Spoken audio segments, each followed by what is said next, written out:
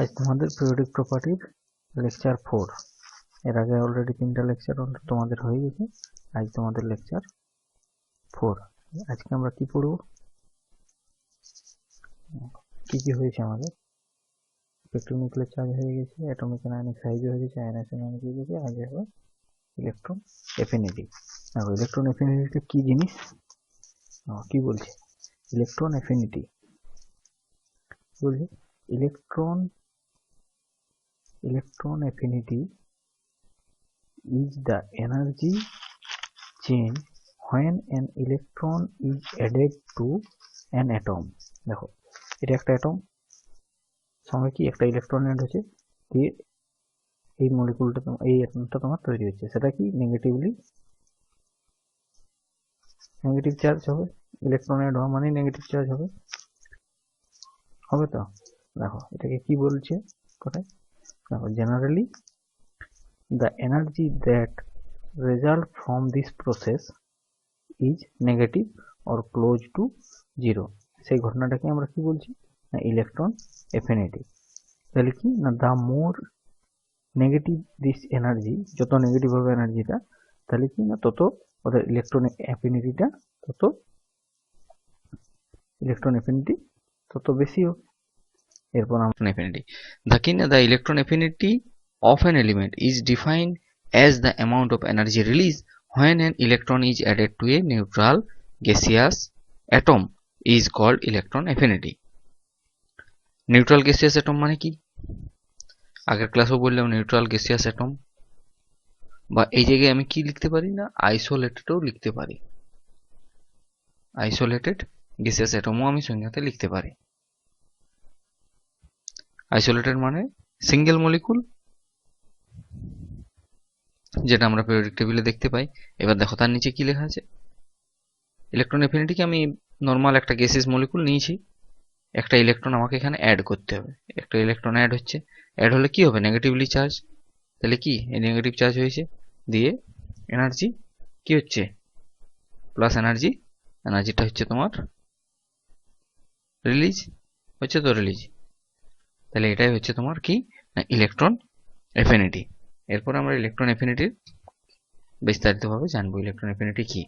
দেখো যা ছিল তোমার ইয়ের জন্য ছিল কি আয়নাইজেশন এনার্জির জন্য কি এসেছিল আমাদের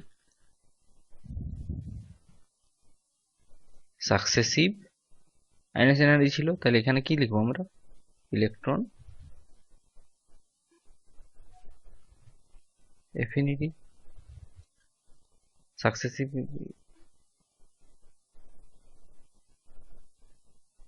তাহলে দেখো ফার্স্ট কি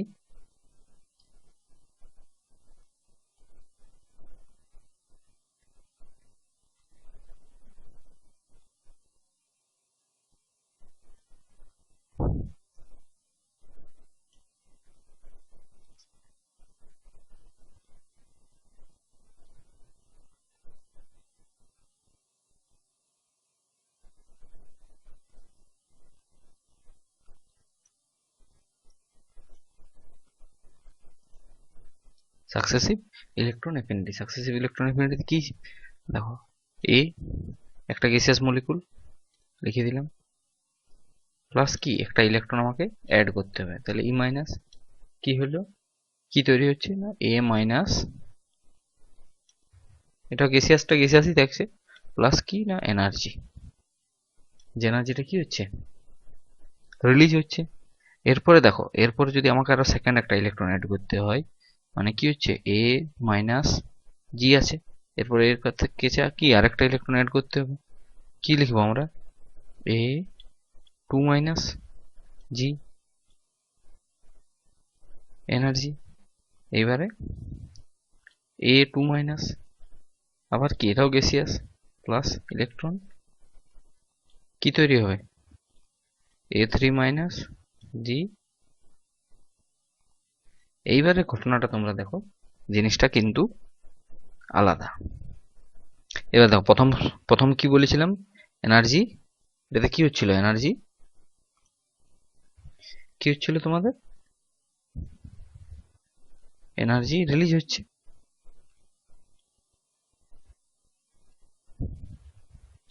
এনার্জি রিলিজ মানে কি প্রসেস? এক্সো না এন্ডো?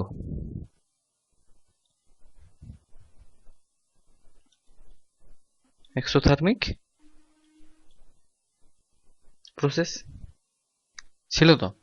এইবারে বলো, এই তিনটাতে যে এনার্জি রিলিজ করছে, সেই এনার্জি রিলিজটা কার বেশি হবে কার কম হবে বলা যাবে কি? দেখো,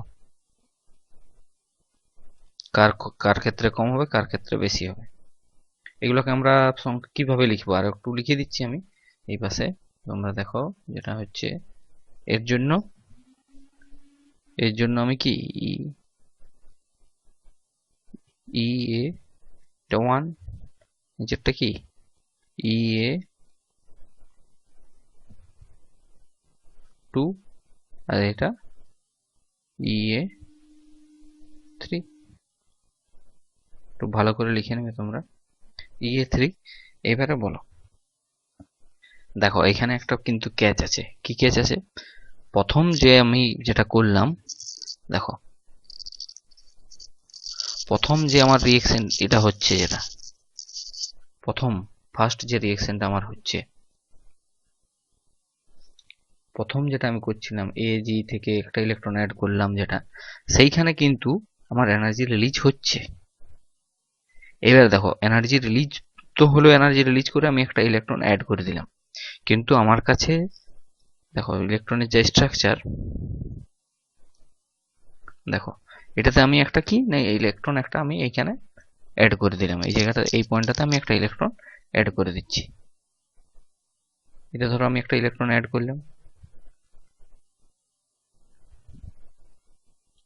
কিন্তু কি না আমার নিউক্লিয়াসে তো প্রোটন সংখ্যা তো আমার যা কিছু যা থাকা সেম থাকলো, তাহলে নিউক্লিয়াস যে অ্যাট্রাক্ট করছে কি একটা ওকে বেশি ইলেকট্রন কি অ্যাট্রাক্ট করে রাখতে হচ্ছে, একটা বেশি ইলেকট্রন ধরে রাখতে হচ্ছে কি না?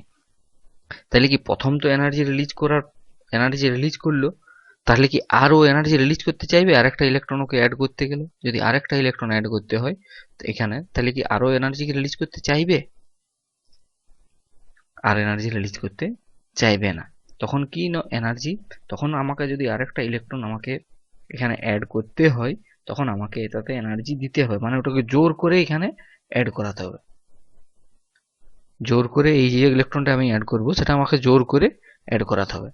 এটা তো নর্মালি তোমার এনার্জি রিলিজ করলো, একটা ইলেকট্রন অ্যাড হয়ে গেল, কিন্তু তারপরে যখন আমি সেকেন্ড যে এনার্জি যখন আমি মানে সেকেন্ড একটা ইলেকট্রন যখন অ্যাড করব, তখন আমাকে এনার্জি দিতে হবে।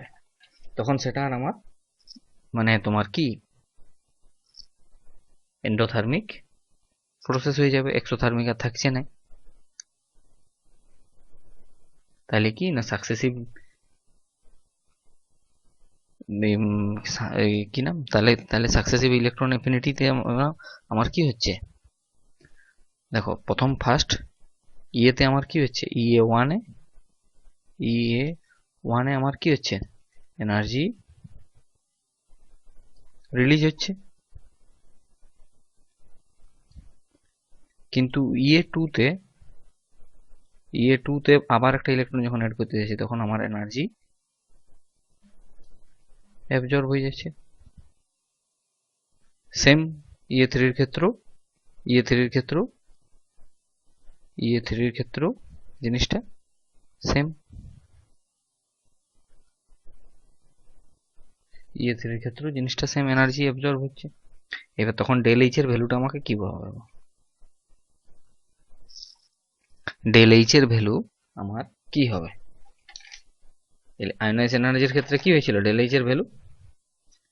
বলো যদি কারো মনে আছে, আয়নাইজেশন এনার্জির ভ্যালুতে ডেল এইচ এর ভ্যালু কি হয়েছিল? বলো দেখি, আয়নাইজেশন এনার্জিতে ডেল এইচ এর ভ্যালু কি ছিল? Del H is equal to positive ছিল তো, এটা কি ছিল এন্ডোথার্মিক প্রসেস তো। তাহলে এখানে আমার শুধু এই ভ্যালুটা প্রথম আয়নাইজেশন এনার্জির প্রথম ভ্যালুটা হবে আমার কি, delta H is equal two negative, বাকিগুলো সবগুলোর ভ্যালু বাকি, তারপরে যত আমি এনার্জি সাকসেসিভ এনার্জি মানে এরপরে যদি আমি A3 মাইনাস করতে যাই বা A4 মাইনাস করতে যাই, তাহলে সবার ক্ষেত্রে আমার কি হবে না আয়নাইজেশন এনার্জি এই ইলেকট্রন অ্যাফিনিটির এইটা ভ্যালুটা হবে ডেল মানে বা ডেল্টা এইচটা হবে পজিটিভ। ডেল্টা এইচ হয়ে যাবে পজিটিভ। এটা হয়ে গেল তোমার সাকসেসিভ ইলেকট্রন এফিনিটি। এখানে আবার গ্রেটার দেন ওইসব জিনিসগুলো এখানে আর আসছে না। এরপরে কি কি ফ্যাক্টরের উপর তোমার এটা ডিপেন্ড করছে, আগের মতন যা ফ্যাক্টর ছিল এখানেও সেম। কি কি ফ্যাক্টর আছে? ফার্স্ট 1 নম্বর কি ছিল? Size of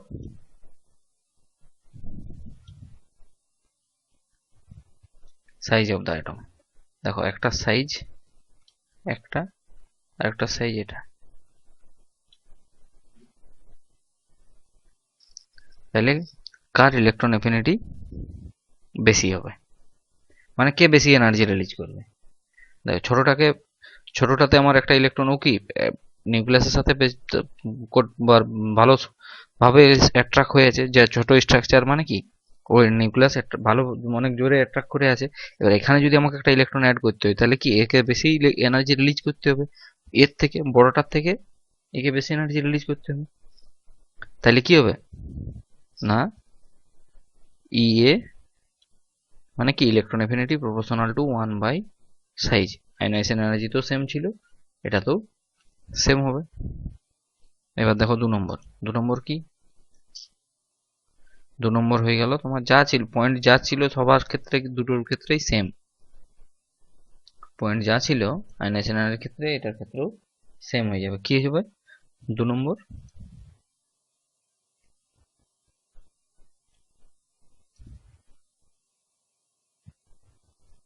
nuclear charge. এবার দেখো দুটোর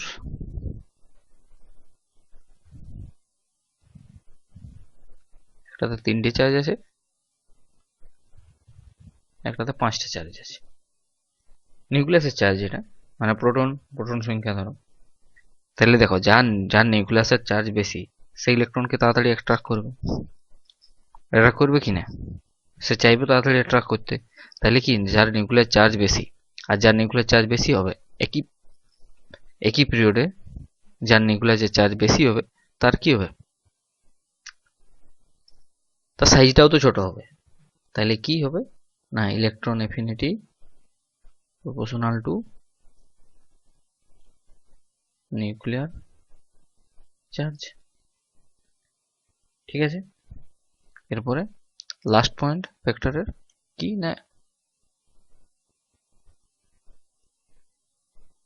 electronic configuration.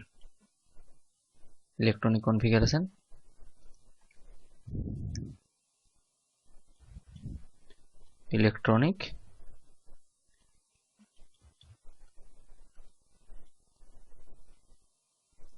configuration stable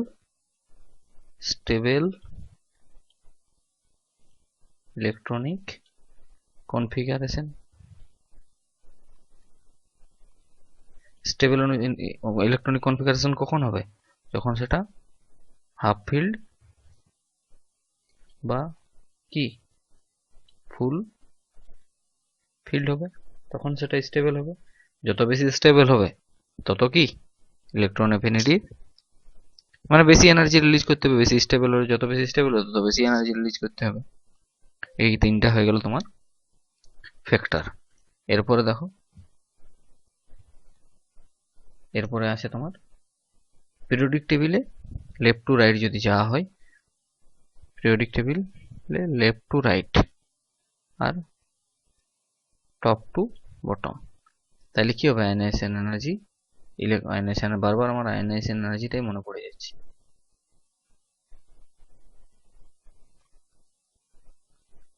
electron affinity কি হবে বলো, যা ছিল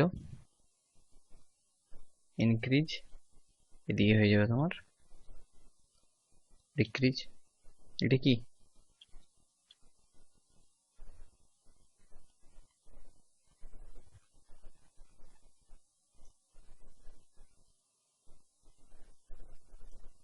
এটা হয়ে গেল তোমার এই পোর্শনটা কি পিরিয়ড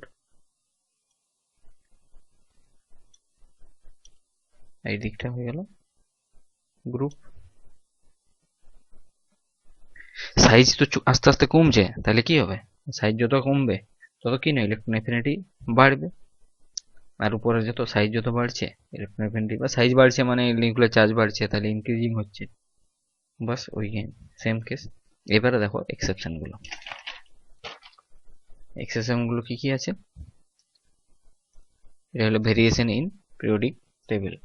এরপরে দেখো এক্সেপশন।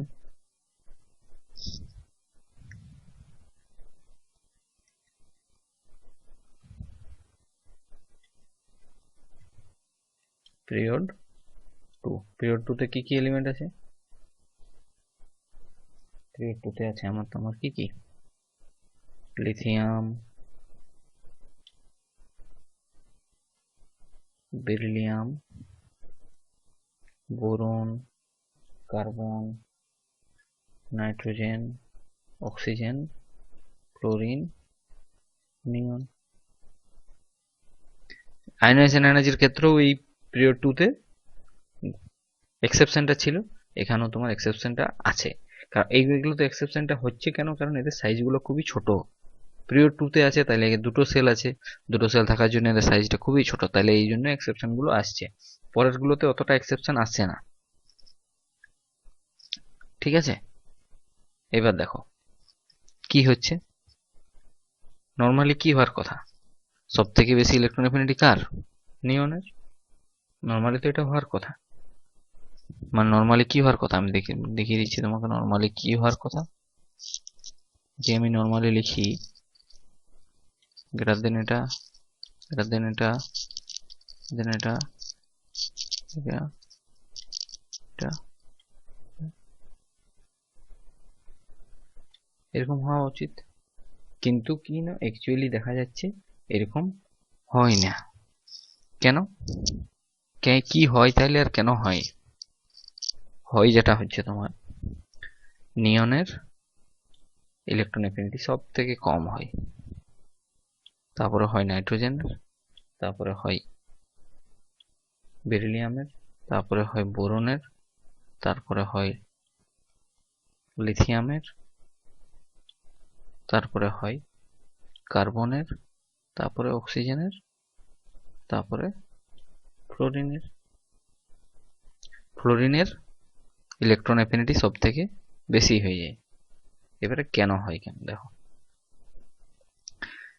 কেন হয়। এবারে দেখো তোমরা নিচে তোমার ইয়েগুলো লেখো, কি নাম এর কনফিগারেশন গুলো, শুধু কনফিগারেশন গুলো লেখো। আচ্ছা, এটা আমি মুছতে পারি? কনফিগারেশন লেখার জায়গাটা আমার কাছে নেই। কনফিগারেশনটা লিখি, শুধু ভ্যালেন্সিয়াল কনফিগারেশনটা লিখবো। 2s1 এর কি 2s2 এর 2s2 2p1 এর কি 2s2 2p2, নিচে নিচে লিখতে হবে, ধরছে না।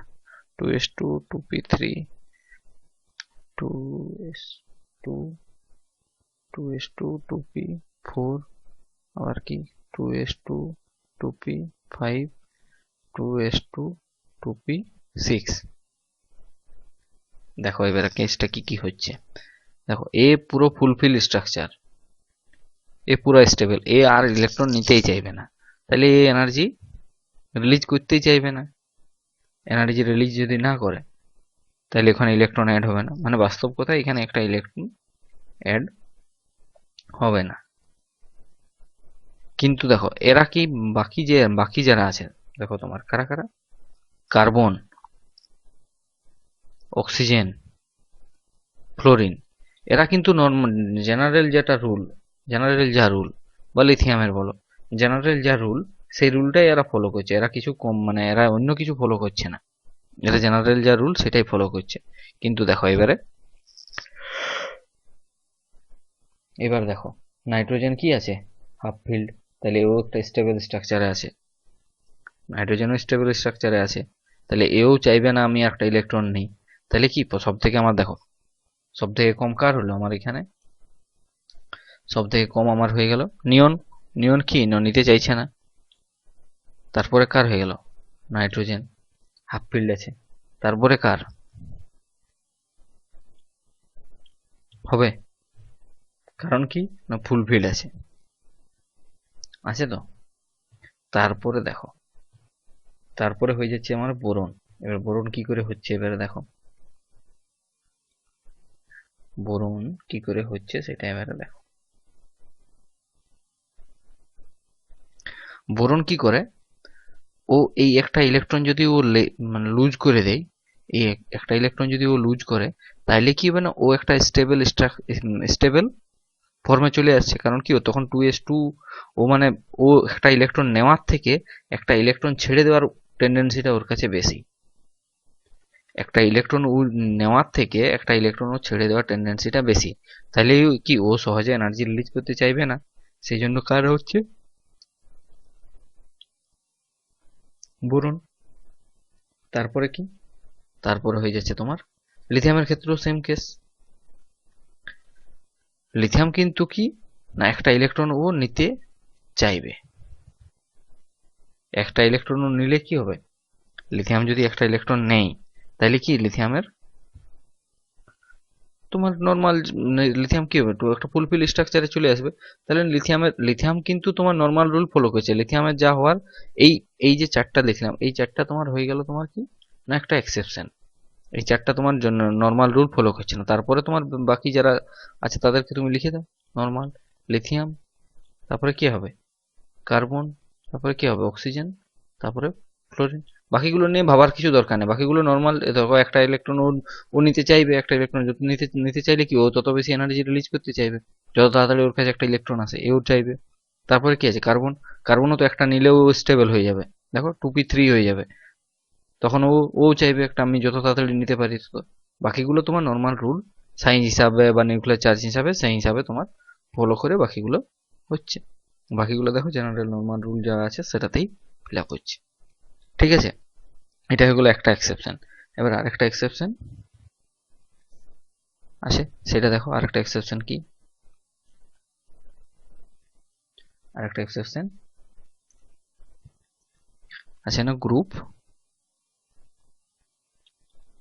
17। গ্রুপ 17 আমার কি কি এলিমেন্ট আছে, গ্রুপ 17 আমার কি কি এলিমেন্ট আছে নাকি fluorine halogen group, fluorine chlorine bromine iodine. Normal rule কি বলছে, ফ্লোরিনের সব থেকে বেশি হওয়ার কথা, ক্লোরিন, তারপরে ব্রোমিন, তারপরে আয়োডিন। ওইখানে আমি 8টা লিখতেই ভুলে গেছি, ব্রোমিন আয়োডিন। ঠিক আছে, এটা হওয়ার কথা। কিন্তু কি না দেখা গেছে কি হয় না ক্লোরিনের সবচেয়ে কম হয়, ফ্লোরিন তারপরে হয়, তারপরে ব্রোমিন, তারপরে আয়োডিন। এগুলো নর্মাল যা রুল সেটাই ফলো করছে। এবারে এই জিনিসটা কেন হচ্ছে, এবার দেখো ফ্লোরিনের থেকে ক্লোরিনের সাইজ বড়, ফ্লোরিনের থেকে ক্লোরিনের সাইজ হচ্ছে তোমার, ফ্লোরিনের থেকে ক্লোরিনের সাইজ তোমার হচ্ছে বড়। তাহলে ক্লোরিনের কাছে একটা বাড়তি ইলেকট্রন রাখার জায়গা বেশি আছে ফ্লোরিনের থেকে, ফ্লোরিনের থেকে ক্লোরিনের কাছে একটা ইলেকট্রন রাখার জায়গা বেশি আছে। তাহলে কি সেটা ডিপেন্ড করছে সাইজের উপর, এগুলো এক্সেপশন বুঝলে, সাইজের উপর। তাহলে কি তখন কি করছে না ক্লোরিন তাড়াতাড়ি এনার্জি রিলিজ করছে, ক্লোরিন তাড়াতাড়ি এনার্জি রিলিজ করে একটা ইলেকট্রনকেও রেখে নিচ্ছে।